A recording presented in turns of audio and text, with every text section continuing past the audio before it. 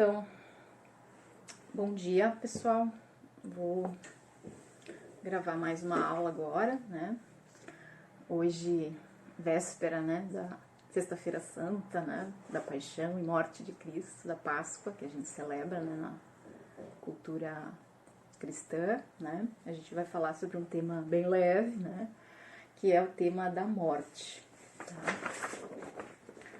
A morte trabalhada, né, por esse autor que sofreu forte influência da filosofia analítica, né, o Thomas Nagel, que é um filósofo americano que ainda vive, né, e que então escreveu sobre esse tema numa abordagem lógica, analítica. Então a ideia é que a gente possa exercitar isso hoje, então vocês verem um pouquinho como é que os filósofos analíticos vão tratar esses temas, tá? Então, nesse texto que eu indiquei para vocês, né, lá na nossa aula lá do Google Sala de Aula, né, ele vai então fazer um percurso lógico, né, de análise da questão da morte, né.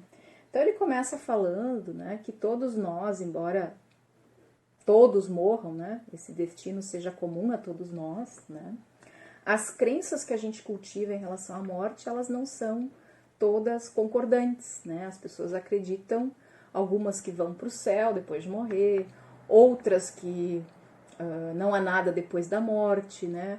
Algumas que pode haver um outro estado de consciência, né? Então, existem diferentes crenças em relação à morte, né? Cada pessoa acaba, né, acreditando naquilo que lhe convém, ou que tem a ver com a sua religião, né? Ou alguns são céticos a respeito, as pessoas que, né, seguem o ponto de vista daqui um pouco da ciência, né? Mas enfim, não há consenso sobre o que é a morte ou o que vai acontecer depois da morte, né, no imaginário das pessoas, tá?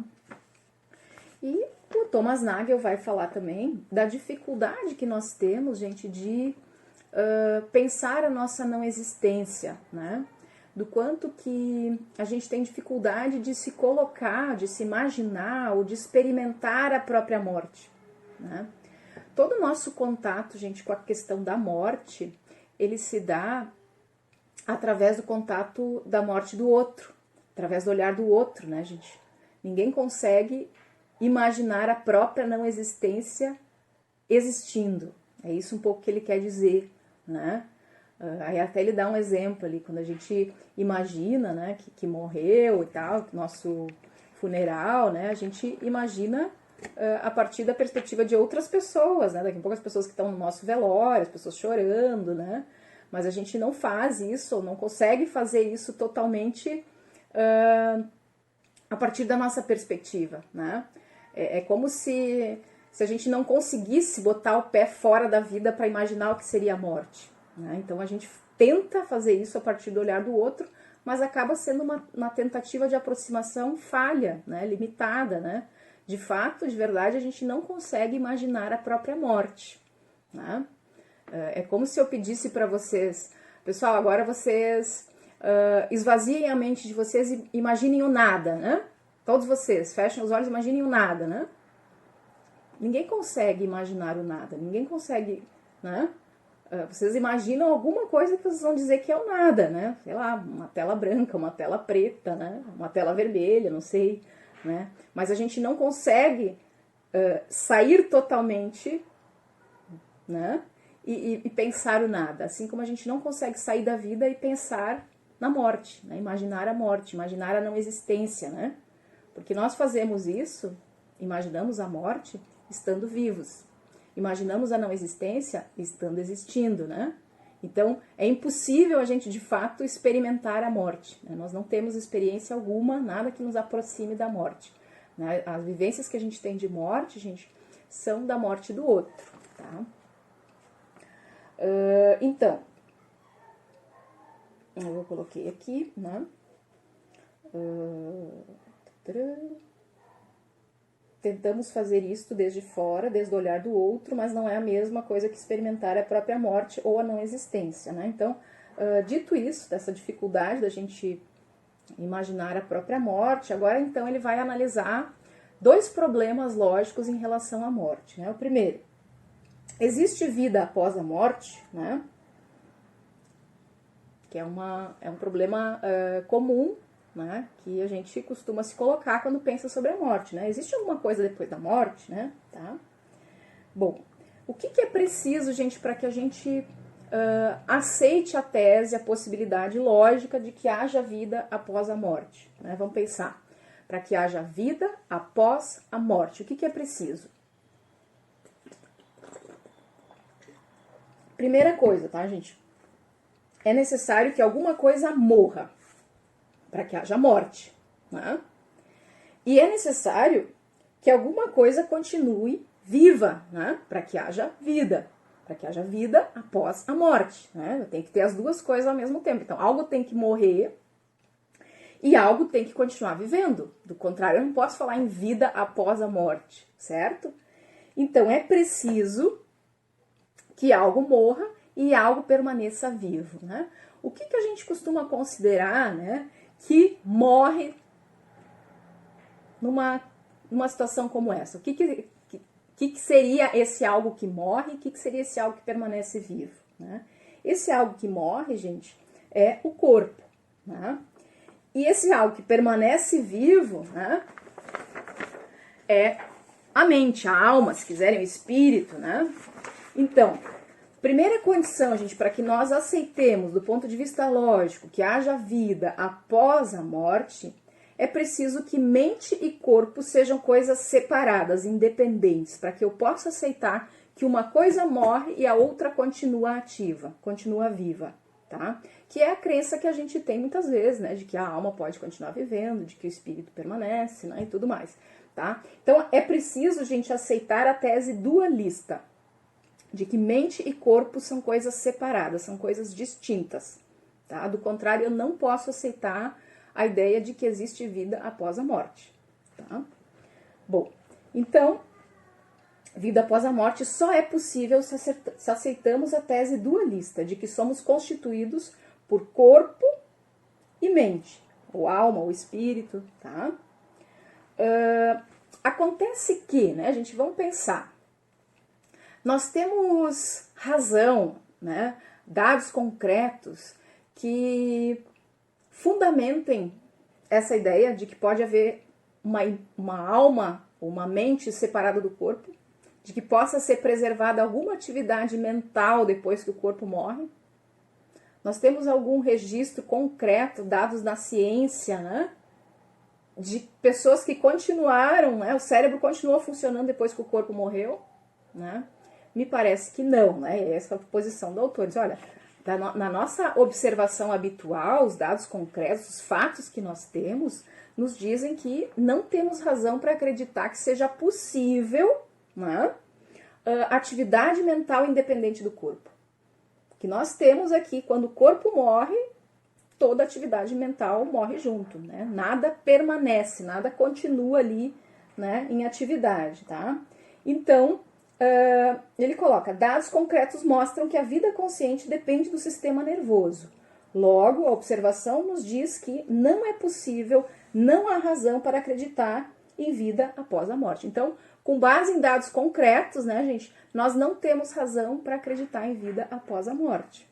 No entanto, né, gente, isso não é suficiente para que algumas pessoas sigam acreditando, né, que possa haver alguma espécie de vida, de atividade mental ou consciente num outro nível, num outro plano, né, gente? O fato de que a gente não tenha dados concretos não impede que muitas pessoas alimentem essa crença, tá? Bom, um segundo problema, né? Como eu devo me sentir diante da minha morte? Como eu devo me sentir em relação à morte, né? Devo encarar a morte como algo positivo, né? A mim não me preocupa nem um pouquinho o fato que eu vou morrer, né? Para mim até seria um alívio, né? Encaro de boas, né? Será que eu posso ter esse tipo de atitude em relação à morte? Ou será que as pessoas costumam ter esse tipo de atitude em relação à morte, né? Para mim tá de boas morrer, né? Tá? Ou eu devo encarar como algo negativo. Nossa, me apavora, né? Pode pensar que eu posso morrer, me dá um arrepio, um calafrio, né?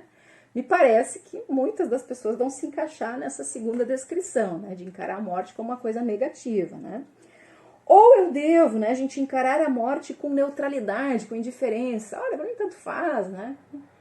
Tanto faz como tanto fez, né? Tô nem aí pra morte, né? Enfim, tá? Também não me parece uma atitude muito comum, né? Algumas pessoas podem até dizer isso, mas às vezes é da boca para fora, né? Eu acho que o mais comum, né?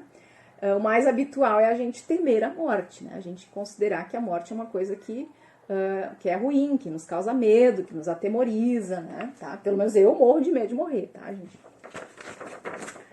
Bom, mas para que eu possa, né, gente, me posicionar em relação a esse problema, né, responder para mim como eu me sinto em relação à morte, me parece que, em primeiro lugar, eu preciso definir o que é a morte, né? Eu preciso ter claro para mim o que eu entendo por morte, né? Porque se eu sou daqueles que ainda cultivam uma crença em relação à morte, de que ela é uma passagem, né, de que ela me leva para uma vida no paraíso, isso pode me levar, por exemplo, a ter uma atitude mais positiva em relação à morte, né? Por outro lado, se eu tomo ela mais como um fim, né, isso pode me levar a ter uma atitude mais negativa em relação à morte. Então, o autor vai dizer, primeira coisa é a gente deixar claro o que a gente está entendendo por morte, né? E aí ele traz, né, o problema anterior. Né? O problema anterior, ele chegou à conclusão, com base no que a gente tem de dados de fatos concretos, de que não é possível vida após a morte, de que a morte seria fim. Né? Se a morte é fim, ponto final, né? Eu posso considerar ela algo positivo ou negativo? Partindo dessa definição da morte, morte como fim. De novo a pergunta, devo me sentir bem em relação à morte? Devo encará-la como algo positivo ou devo encará-la como algo negativo? Tá? Aí vocês vão pensar um pouco no senso comum, né? De como é que a gente no dia a dia costuma considerar a morte, né? E aí eu coloquei aqui. Muito frequentemente a gente considera que a morte é boa, né? É positiva, né? É uma bênção, é um alívio, né? Quando ela representa, né, gente, ausência de dor, sofrimento, né? Quando ela coloca fim numa vida difícil, numa vida sofrida, né? A pessoa tá lá convalescendo no hospital, né? Tá lá com problema de saúde, não pode mais voltar à consciência, a família tá sofrendo, né? Aí muitas vezes a gente entende que a morte ela vem como uma bênção, né? Ela vem permitir que a pessoa, né, descanse, né? Esse é o imaginário popular, né? Por outro lado, né, gente, nós costumamos encarar a morte como uma coisa negativa, como uma coisa ruim, né? Como uma coisa trágica, né? Quando ela põe fim, gente, a uma existência de alegria, de prazer, ou a uma vida com potencial muito grande para isso, né? Uma vida muito jovem, né? Uma criança, né? A criança morreu, olha a comoção que isso causa na sociedade, né? Por quê? Porque era uma pessoa que tinha tudo pela frente ainda, né? Tinha tudo por realizar, tinha muitas coisas por fazer, muita alegria por viver, né? Muito prazer para, né? Muitas coisas prazerosas para realizar, né? Então, a morte como ausência de alegria e de prazer, ela é considerada no imaginário popular como uma coisa muito negativa, né? Quando ela põe fim a uma vida feliz ou uma vida com um grande potencial para isso, a gente considera ela como uma coisa muito ruim, muito trágica, tá? Bom, mas de novo, né, gente? Se a morte e aí eu tracei aqui uma linha, né, gente?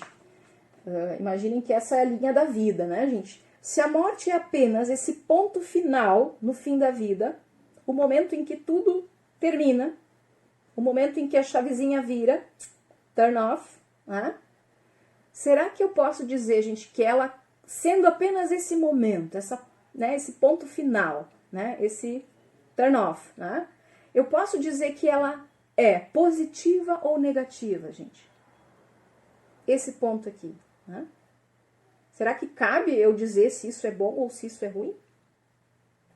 Já que eu estou me referindo, quando eu falo em dor e sofrimento, alegria e prazer, gente, eu estou me referindo não a esse instante aqui em que a chavezinha vira, a morte em si, mas a tudo que acontece antes dela.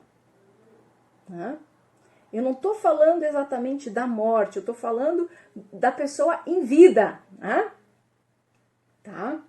Então, gente, se o que tem de positivo e negativo se refere à vida, ao que acontece antes da morte, né? A morte, na verdade, é neutra. Ela é ponto zero, né? Por isso que eu coloquei aqui, depois nasci, né? Comecei a caminhar, foi uma coisa muito legal, né? Aí eu tive a minha primeira queda, né? Tristeza, né? Fraturei, sei lá, o braço, né? Tá? Aí depois entrei na escola, foi bem legal, né? Reprovei de ano, né? Uma infelicidade, né? Depois comecei a namorar na adolescência, né? Tá? Aí terminei o namoro, fiquei triste, né? Entrei na Liberato, de novo, uma coisa super legal, né? Aí teve a quarentena, né? Um negócio... tá? Não tô dando exemplo aqui, não, que a coisa tem que terminar aqui. Vocês estão entendendo que quando a gente fala de coisas positivas ou negativas, a gente, na verdade, nunca está falando da morte em si. A gente está falando de tudo que acontece antes da morte, tá? Então, o positivo e o negativo se referem à vida e não à morte, tá? A morte, gente, como instante, como ponto final, né? Ela impede, por exemplo, que a gente se refira, né, a ela como processo, né? Dizer, por exemplo, a pessoa está no hospital, está morrendo, né? Seria um erro, um equívoco do ponto de vista lógico, né? Porque a pessoa, de fato, ela não está morrendo, ela está vivendo, né? Até o último instante de vida dela, o que acontece, gente, é vida, né? Não tem morte ali ainda, tem vida, certo? Então, dizer que a pessoa está morrendo é um grande erro, né? O que a pessoa está fazendo até morrer é viver, né? Viver com sofrimento, viver com uma doença, mas ela está vivendo, né? Não existe um morrendo como processo, né? Morte é fim, certo? Bom, mas se a morte não é nem positiva e nem negativa, se é apenas o ponto final, né? Por que a tememos? Se ela é neutra, né? Se ela é um acontecimento que não dá para dizer que é positivo ou negativo. Por que a gente tem medo da morte? Né? E parece, né, essa posição do autor, que a gente poderia temer tudo o que acontece antes da gente morrer, né? Ah, eu tenho medo do meu último instante de vida, mas não da minha morte, né? Minha morte eu não poderia temer, né?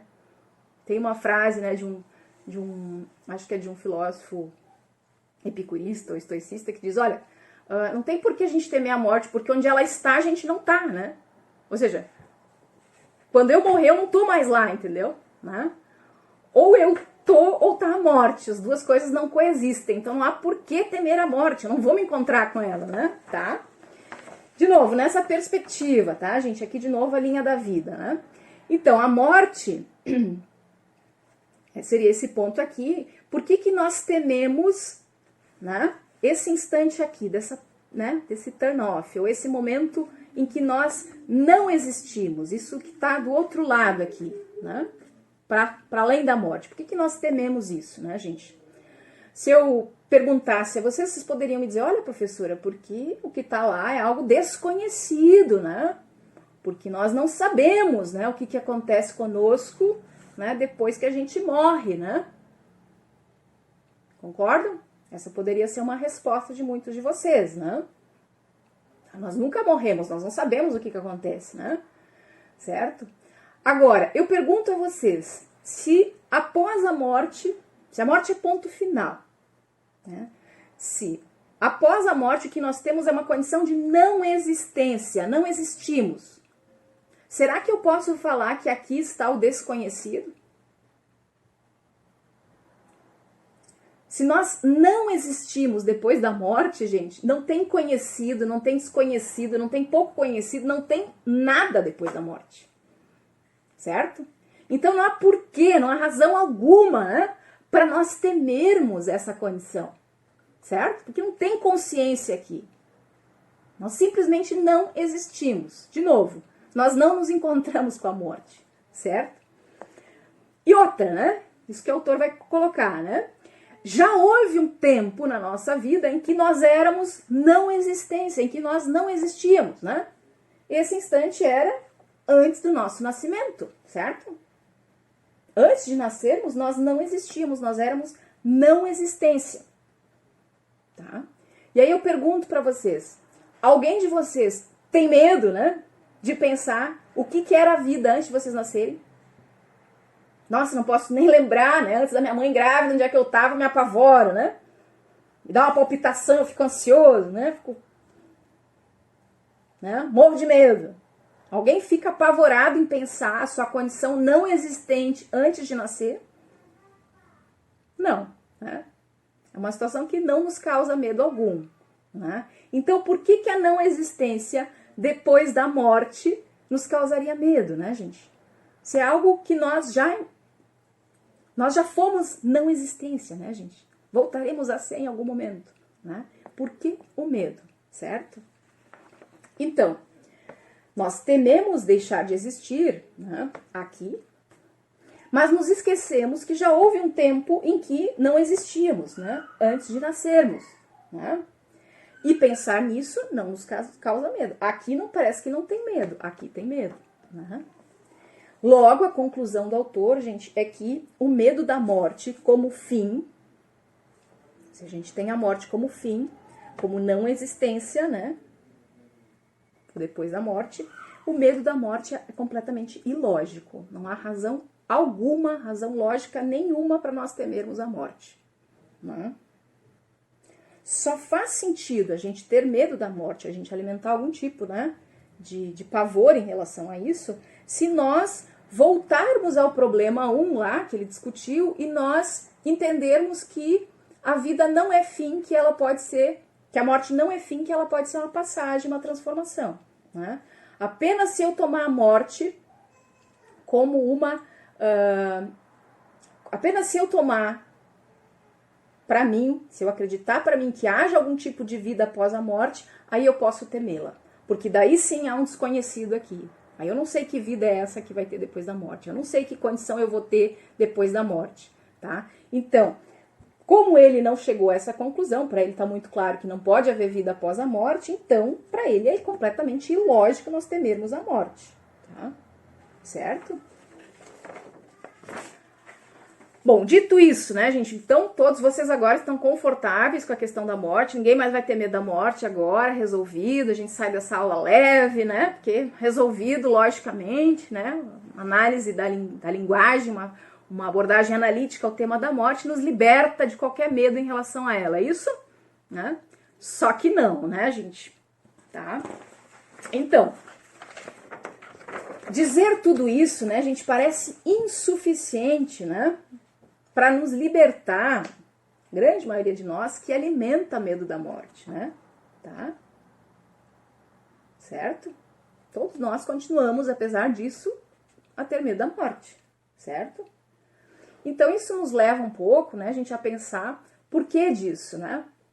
Por que essa análise toda parece insuficiente para acabar com essa nossa angústia em relação à morte, né? Isso nos leva para as críticas que a gente pode fazer à filosofia analítica, né? Que vai se mostrar, gente, uma filosofia extremamente fria, extremamente rigorosa, extremamente dura, né? Que parece que não dá conta dos problemas que realmente nos afligem, né? Tá? Ela vai lá e faz uma análise matemática, lógica da coisa e chega a uma conclusão e olha, né? É isso, certo? De forma objetiva, dura, concreta, né? Mas parece que isso é insuficiente muitas vezes para os nossos anseios, né? Então, se diz, né, que a análise da linguagem, a filosofia analítica, né, se interessando pela linguagem num foco cognitivo, num foco no conhecimento, no raciocínio, na própria questão da verdade, né, gente, ela se revela uma filosofia reducionista, né?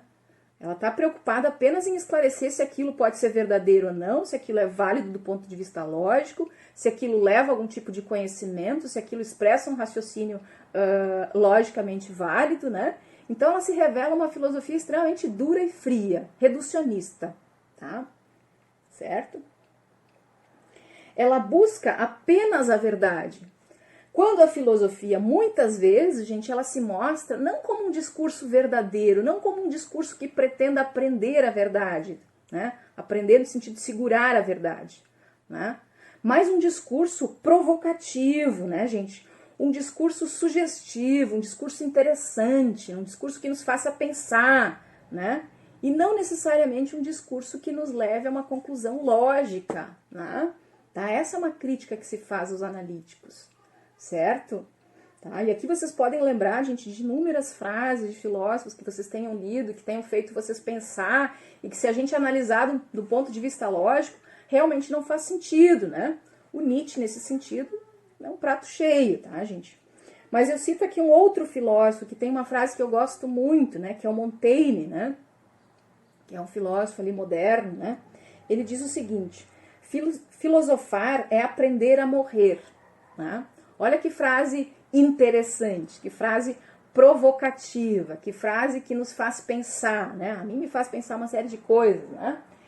E, no entanto, é uma frase que, se a gente pegar logicamente, né, gente, não faz sentido, né? Filosofar é aprender a morrer. Como assim? Né?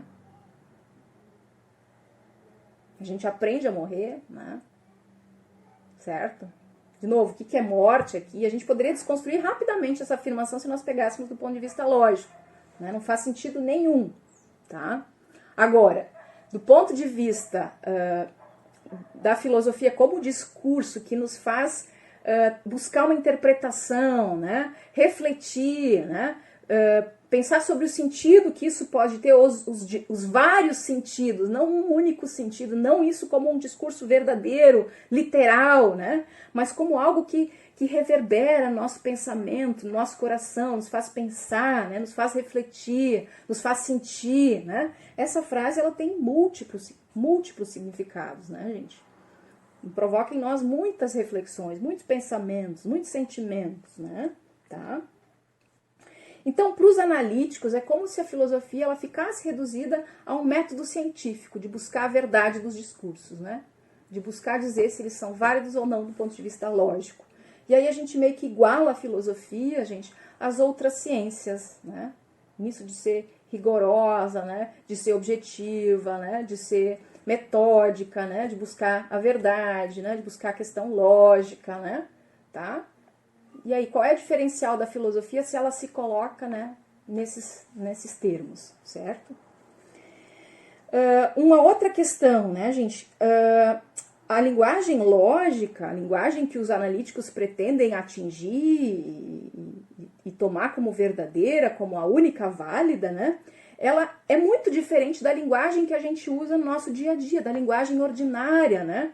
Quando a gente muitas vezes usa de metáforas, né? Ou a gente usa na arte, na poesia, na música, ou no próprio humor, de recursos como a ironia, como a ambiguidade, né? Certo? Como uma série de figuras de linguagem, gente, que sugerem, né, a interpretação, né? E tudo isso, gente, numa análise lógica não faria sentido, né? Que espaço a gente teria, né, para todos esses recursos riquíssimos de linguagem, né, se a gente se apegasse apenas ao que é literalmente verdadeiro, logicamente válido, né? Tudo isso, né, não teria valor algum para nós, né? Então é outra crítica que a gente pode fazer à linguagem, a análise da linguagem como algo puramente lógico, né? Essa perspectiva que os analíticos pretendem nos trazer, né? Então, segundo a visão dos analíticos, né, gente, é como se a linguagem ela tivesse um valor por ela mesma, como se ela existisse independente da vida real, né, daquela vida que está sujeita às interpretações, né, aos entendimentos, né, às questões históricas, culturais, né. É como se a gente pudesse atingir uma linguagem, né, totalmente objetiva, onde os significados valem todos, né, de forma igual para todo mundo, né, excluindo qualquer tipo de interpretação, né, qualquer outro recurso de linguagem, né, que desse margem para alguma ambiguidade, né. Então isso me parece um ideal assim muito difícil da gente atingir, né, algo que eles pretendem que me parece que é difícil que a gente tenha na prática, né. Bom, gente, não sei se deu para perceber, né, de tudo que eu falei aqui, que eu não morro de amores pela filosofia analítica, né, eu continuo achando que ela é super importante, mas que ela parece que algumas coisas ela não alcança, né, ou se ela alcança de um jeito que não é suficiente para responder, né, as nossas inquietações, ou para, pelo menos, fazer com que a gente se sinta acolhido naquilo que nos angustia, naquilo que nos, né, nos move a buscar respostas ou a formular perguntas, né? Então, a filosofia analítica, ela tem sua importância, sem dúvida, né? Tem sua contribuição, mas me parece que falta alguma coisa, né? Falta, né? É uma coisa muito fria, muito, né, estanque, muito objetiva, me parece que é algo que até contra a própria filosofia nesse sentido, tá, gente? Mas isso é eu, Daisy, falando, né? Eu acho que vocês têm que ir atrás daqui um pouco de ler coisas, né? Para ver se vocês concordam ou não com isso, né? Muitos de vocês podem achar essa uma perspectiva extremamente interessante, né? Que busca exatamente, assim, purificar a filosofia, né? E não há problema nenhum nisso, né, gente? É uma questão de também de vocês encontrarem algo que faça mais sentido para vocês, certo? Pessoal, por hoje era isso, tá? A gente vai fazer, então, semana que vem mais uma sessão de tira dúvidas sobre essa aula, né? Gente, eu espero que todos vocês estejam acompanhando, né? E é isso, tá, gente? Bom feriado para vocês, que na verdade é mais um dia como outro qualquer, imagino, né, gente? Mas procurem descansar um pouco, né? E é isso. Tchau, tchau.